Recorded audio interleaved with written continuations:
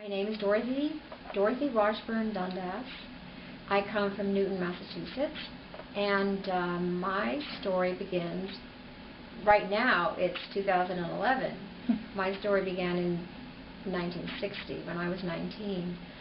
And I took a very small overdose of aspirin just on a whim, and my parents put me in the Mass General Hospital, and that led to being transferred to a locked facility where I was given 50 insulin combination with electric shock treatments. Oh my heavens. And I was really hospitalized for 3 years, shuttled from one hospital when they said they couldn't help me anymore to another hospital, to another hospital, to another hospital, 4 different hospitals over a 3-year period. And it was terrible, honestly, it was terrible. And there's a lot I could say about that, except that I think I was lucky to survive. And more than, along with luck, I would say that my anger, and I was just angry the entire time I was there, and I think that helped me survive. And I think towards the end, I had one really fantastic, warm, generous-spirited psychiatrist who basically said to me that there was nothing the matter with me, that everything had been caused by what they did to me in the hospital. And so that was like life-changing for me. After having all these, many shrinks in all those hospitals who sat in a chair and said nothing, usually, he was just a gift to me, and I consider he saved my life. He's no longer living, but he really gave me hope, and so it was the fact that he gave me hope. So I got out of the hospital, and getting out of the hospital was not as easy as it sounds. I mean, as you hear about people getting out of prison and they don't have any money, they don't know sort of what to go or where to go or what to do. It was kind of like that. I went home to my family who had locked me up. So I certainly didn't want to be there, but that's the only place I could go. Everything was too bright. The sun looked too bright. I felt like, I hadn't been in the sun. I hadn't been out in the air, for 3 years, and I just remember thinking everything was too bright. All the noises are too loud. The car honking is too loud. Everything. But the minute I got to the last hospital, they took me off all the Thorazine. I had been on Thorazine. And so when I got out, I actually wasn't on any medication. So that wasn't caused by medication. It was caused by just the fact that I hadn't been outside. But anyhow, I got out and I put one foot in front of the other, literally one foot in front of the other, just baby steps. Just like that really funny movie with whatever his name is. Yeah. you know the movie I'm thinking of, Richard Dreyfuss and that guy. Baby steps, teeny baby steps. They would only let me out of the hospital if I would promise to go to secretarial school, which of course I didn't want to do, but I did, because I had to, or they were going to lock me up again. So I learned how to type really fast. It's really good. Now I can really type fast. And I got a job being a secretary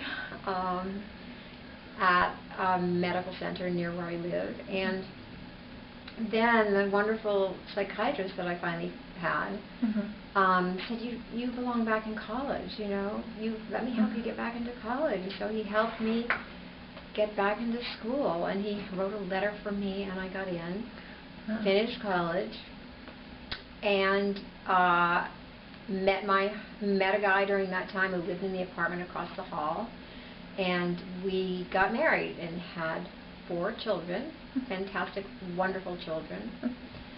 In 1978, I was going to a meeting with my husband who, when I met him, he was just out of college, and so when he went to medical school, right after we got married, he went to medical school. But when he went to medical school, he decided he wanted to be a psychiatrist, and so then I ended up being, married to a psychiatrist. And in 1978, he said, you should come to this meeting with me. It's a psychiatric meeting in Boston. And so I thought, sure, and I went. And there was a sign on the door saying, down in the basement, Mental Patients Liberation Front. Oh, my. And I said to my husband, I'm going to go down there. What's that? You know, that sounds really interesting. I'm not going to go with you to that whatever meeting. I'm going to go down in the basement. So I went down the basement and I met Judy Chamberlain. Oh, wow. With her book On Our Own. Uh-huh. And my life has changed forever. Oh.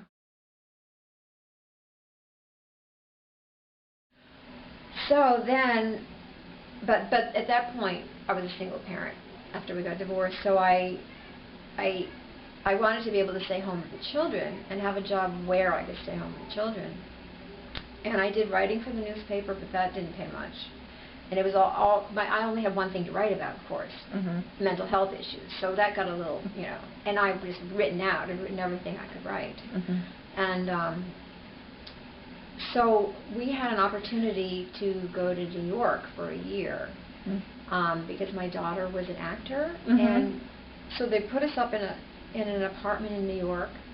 And what happened was, every night, the theater would generously give us a car service to come and pick us up and take us to the theater. And then to pick us up and bring us home from the theater. And I had never, you know, I knew about taxis, but I never heard of a car service in my life. So this was New York, and this was my introduction to a car service. It was like a dream come true. Well, when we were done with New York, I went home, and I thought, this is good. I'm going to start my own car service. And so I did. And I sent a letter to, I'd say about 20 of my friends, saying, you know, handwritten letter, before email or anything. Right, yeah. This would have been 1984 or 5. And maybe 86. And so I sent them a letter saying I was going to start this business, starting out driving only for children and women who were afraid of getting into taxis. You know, I figured that might be a market. And I thought, well, maybe somebody would call. Maybe nobody would call, you know. And it turned out everybody called. Wow. And then all their husbands and uncles and everybody called. So I wasn't just doing it for women and children. I was doing it for everyone. That went on, I'd say, for at least 10 years, and then they changed all the rules.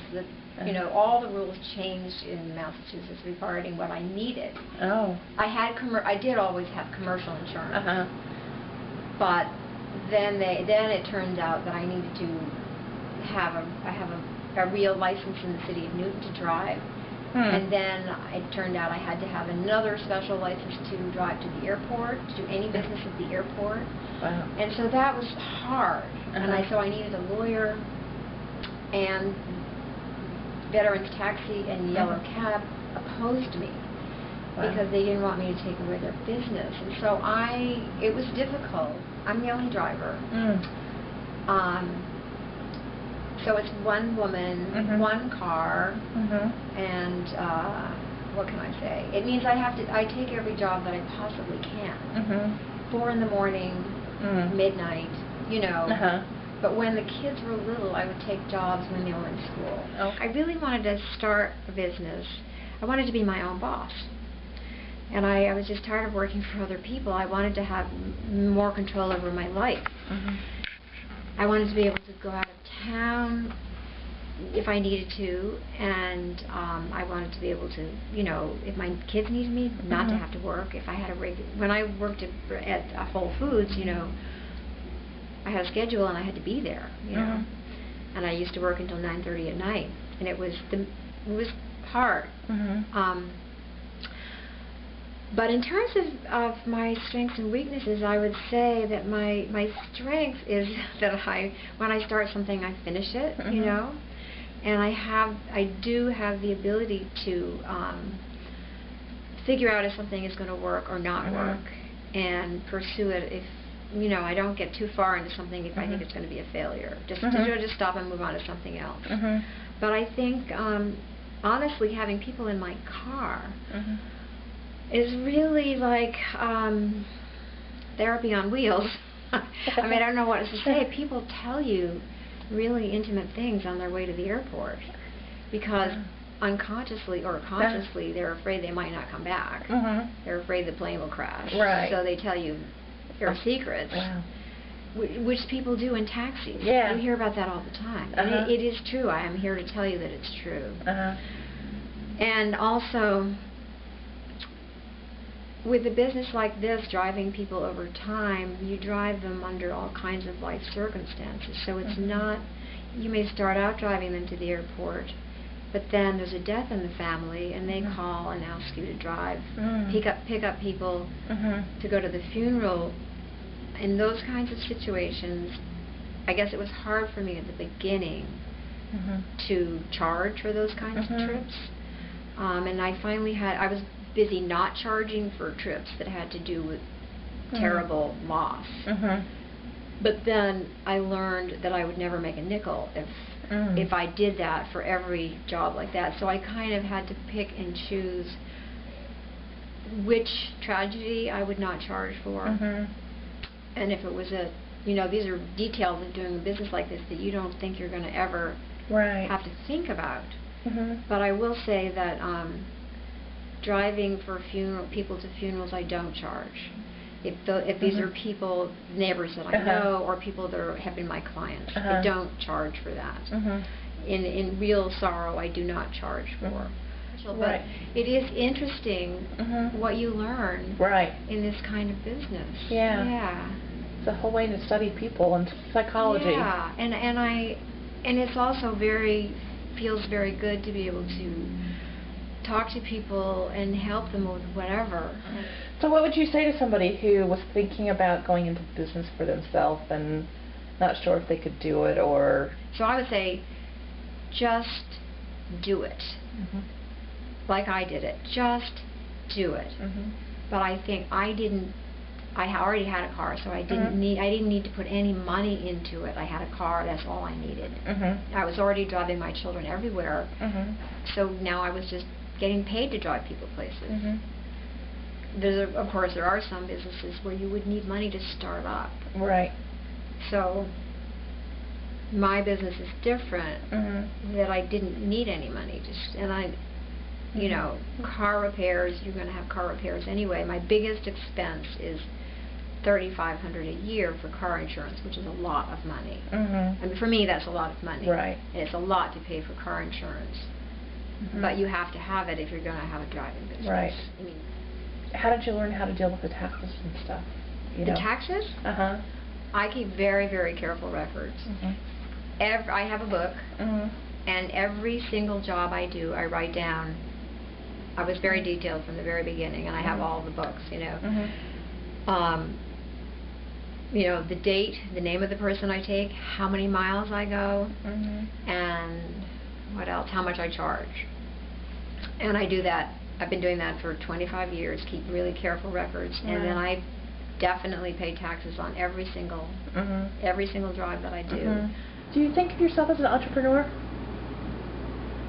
Probably. I think of myself as an artist, actually. Really? Yeah. Tell me more about that. Yeah. Well, I mean, I'm not going to get into it here because it's too complicated, but I made a giant poster of my hospital records. Oh, wow.